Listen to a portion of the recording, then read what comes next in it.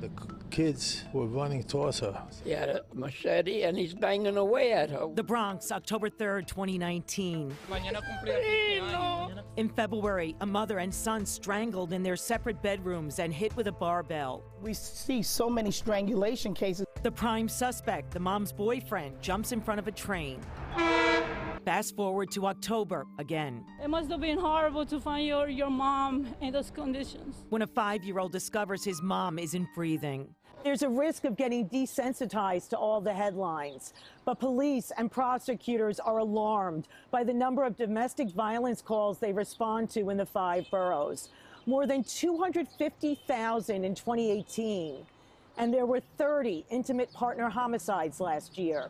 We've seen the data and we've seen studies. And the data shows a victim who is strangled, even if she survives, is not in a good place. A woman is 7 times more likely to be the victim of a homicide if she has been strangled in her relationship.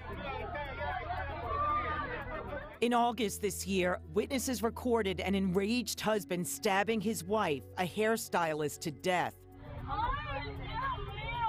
at the salon where she worked in Jackson Heights. Co-workers and customers were traumatized.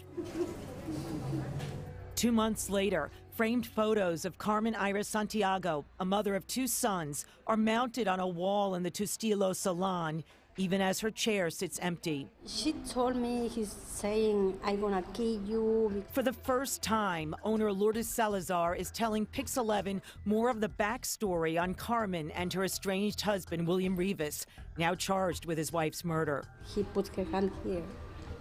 Carmen showing her boss evidence of the strangulation she'd survived a week before she was stabbed to death at work. She showed me she has a neck, black parts. The couple was actually married 18 years, Salazar says, but Carmen lived in the Dominican Republic most of that time. Salazar says Rivas later had a child with a woman in Philadelphia and then went to prison for terrorizing her.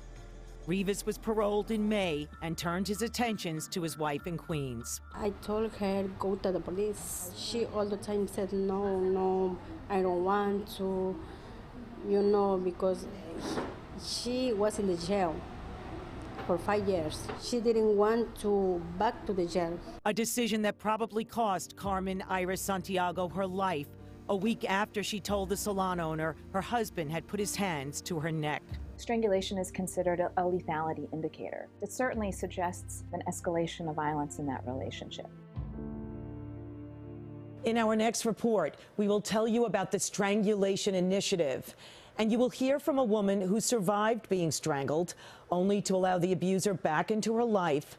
She then survived a gunshot to the face, but her mother wasn't so lucky. I'm Mary Murphy, Pix 11 News.